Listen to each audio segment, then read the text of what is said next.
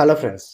'జబర్దస్త్ మైదర్' నిజంగా ఈరోజు 'జబర్దస్త్ మైదర్' గురించి సోషల్ మీడియాలో ట్రోలింగ్‌ల మీద ట్రోలింగ్ ఫ్రెండ్స్.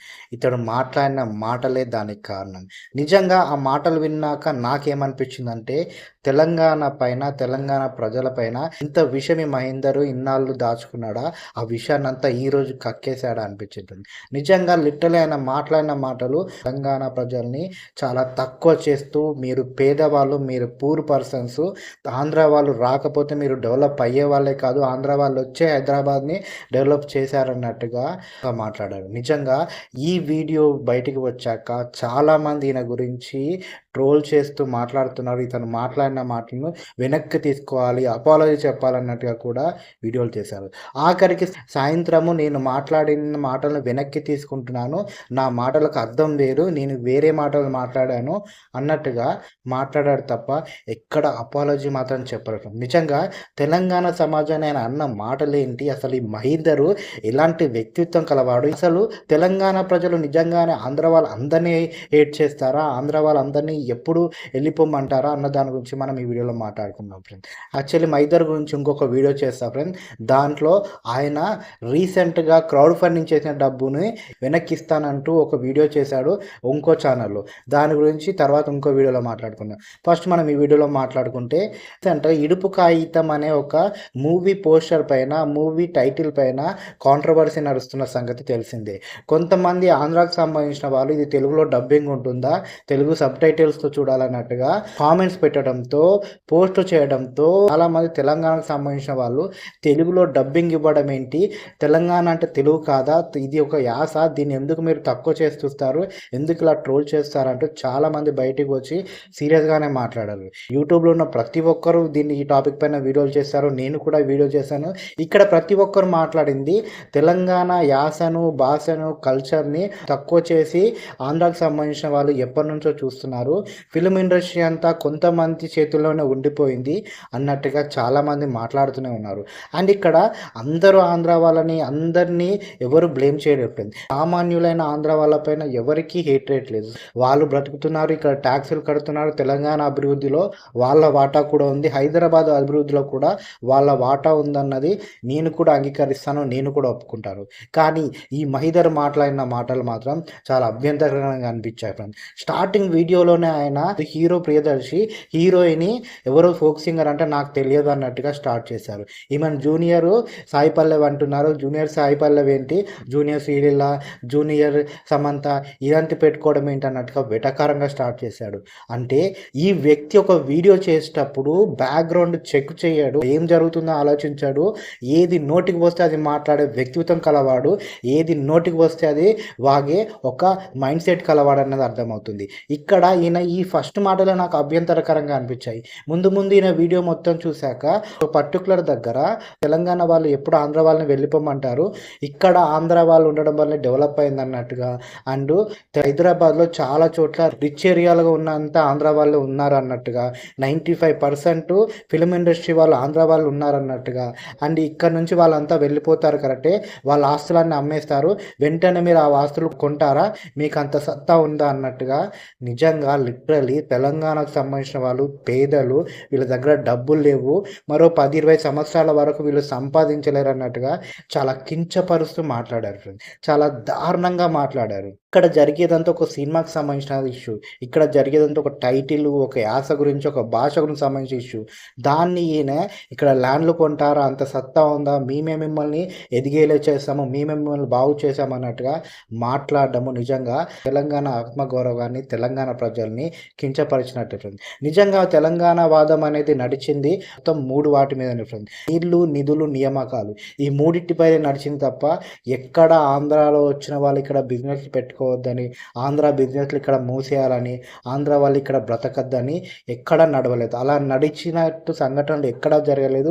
తప్ప తెలంగాణలో ఆంధ్ర వాళ్ళు అసలే ఉండొద్దు, మేము మాత్రమే ఉంటాము, మేము మాత్రమే ఇక్కడ ఉంటాం అన్నట్టుగా ఎక్కడా ఈ ఉద్యమం సాగలేదు. ఈ ఉద్యమాన్ని ఫస్ట్ నుంచి చూసే వాళ్ళకి మాత్రమే దీంట్లోనే జెన్యూనిటీ అర్థమవుతుంది. ఆంధ్రాలో ఉన్న చాలామంది కూడా ఈ ఉద్యమాన్ని సపోర్ట్ చేసిన వాళ్ళే. అండ్ అంతేకాకుండా పవన్ కళ్యాణ్ గారు కూడా చాలాసార్లు చెప్పారు, తెలంగాణ పోరాటం అనేది అనేది ఒక స్వచ్ఛమైన పోరాటము అన్నట్టుగా చాలాసార్లు మాట్లాడారు కూడా. ఎక్కడైనా కొంతమంది ఉంటారు కావాలని ప్రజలను రెచ్చగొట్టడానికి, కావాలని ఇష్టం వచ్చిన మాటలు మాట్లాడడానికి ఉంటారు. అలాంటి వాళ్ళని ఇగ్నోర్ చేయాలి. ఇన్ కేస్ మైదర్‌కి గనక అలాంటి మాటలు ఏదైనా తప్పుగా అనిపిస్తే డైరెక్ట్‌గా వాళ్ళ పేర్లు తీసుకొని వాళ్ళ మాటలపై మాట్లాడొచ్చు కదా! ఇష్టం వచ్చినట్టు వాగుడెందుకు? అండ్ ఆ తర్వాత సోషల్ మీడియాలో ట్రోలింగ్ రావడంతో మహీధర్ వెంటనే మరో వీడియో పెట్టాడు ఈవినింగ్. 2 నిమిషాల వీడియో మాత్రమే. మార్నింగ్ చేసిన వీడియో నేను డిలీట్ చేయటం లేదు. ప్రైవేట్‌లో పెట్టాను. నా మీద గనక మళ్ళా ఎవరైనా వీడియోలు తీసినా, ఆ కంటెంట్‌ని ఎవరైనా వాడినా నేను స్ట్రైక్స్ వేస్తానన్నట్టుగా బెదిరిస్తూ, నేను మాట్లాడిన మాటల్ని వెనక్కి తీసుకుంటున్నాను. నేను అందరిని కించపరుస్తూ మాట్లాడలేదన్నట్టుగా మాట్లాడాడు తప్ప, అపాలజీ మాత్రం చెప్పలేదు ఫ్రెండ్స్. క్షమించండి అని మాత్రం చెప్పలేదు ఫ్రెండ్స్. నిజంగా మహీధర్ గురించి మాట్లాడుకుంటే ప్యూర్‌లీ మనీ మైండెడ్. డబ్బు కోసం ఏమైనా చేస్తాడు. ఒక అనాలిసిస్ చేయడు. అతను ఒక మాటపై స్టాండ్ ఉండదు. ఎక్కడ డబ్బు ఉందంటే అక్కడికి వెళ్ళిపోతాడు. ఏ టాపిక్ పైన డబ్బు వస్తుందంటే ఆ టాపిక్ పైన వీడియోలు చేస్తాడు. నిజంగా యూట్యూబ్‌లో చాలామంది కంటెంట్ క్రియేటర్స్ ఒక జెన్యూనిటీ ఉంది ఫ్రెండ్స్. ఏంటంటే వాళ్ళు ఒక వీడియో తీయాలంటే దానికి సంబంధించిన రీసెర్చ్ చేసి దాన్ని ఒక దగ్గర రాసుకొని దానికి సంబంధించిన ఎడిటింగ్ చేసి దానికి సంబంధించిన అన్ని మాటల్ని అందరి పేర్లను క్లారిటీగా మాట్లాడతారు. ఈ మహీధర్ అలా చేయడు. జస్ట్ డైరెక్ట్ వస్తాడు. ఏదో మూవీ రివ్యూ చేసినట్టుగా ఆ టాపిక్ నుంచి మాట్లాడతాడు. ప్రతి వీడియో ముందు అందరూ చూస్తున్నారు కానీ ఈ సబ్స్క్రైబ్ చేసుకోవట్లేని ఒక మాట మాట్లాడతాడు. ఇష్టం వచ్చిన సొల్లు వాగుడు వాగి వెళ్ళిపోతాడు. నిజంగా లిటరల్ అదే చేస్తాడు. నేను ఒక వీడియో చేయాలంటే నాకు గంటల టైం పడుతుంటుంది. ఎందుకంటే కొత్తగా యూట్యూబ్‌లోకి వచ్చాను కాబట్టి గంటల వ్యవధి పడుతుంది. ఈయన రోజుకి దాదాపుగా 5, 6 వీడియోలు ఈయన ఛానల్స్ అప్లోడ్ చేస్తారు. ఒక ఛానల్ కాదు ఈయనకి దాదాపుగా 10కి పైగా ఛానల్స్ ఉన్నాయి. ఒక ఛానల్‌లో అయితే 10 లక్షల మంది సబ్స్క్రైబర్లు ఉన్నారు. ఇంతమంది సబ్స్క్రైబర్లు ఎలా ఉన్నారని చాలామంది షాక్ కూడా అవుతుంటారు. నిజంగా మళ్ళీ ఇప్పుడు మహీధర్ మాట్లాడిన మాటల గురించి వస్తే ఇక్కడ మహీధర్ కించపరుస్తూ మాట్లాడాలని చాలామందికి అర్థమైంది. చాలామంది ఆంధ్రాకి సంబంధించిన వాళ్ళు కూడా నువ్వు మాట్లాడింది కరెక్ట్ కాదనని స్ట్రాంగ్‌గా కౌంటర్ కూడా చేస్తున్నాడు. ఇదే సమయంలో ఆయన ఇన్‌స్టాగ్రామ్‌లో కూడా కొన్ని పాటలు పెట్టాడు. పార్ట్స్ 10 పాటలు పెట్టాడు. అక్కడ ఎక్కడ ఇన్సిడెంట్ సంబంధించి అపాలజీ చెప్పలేదు.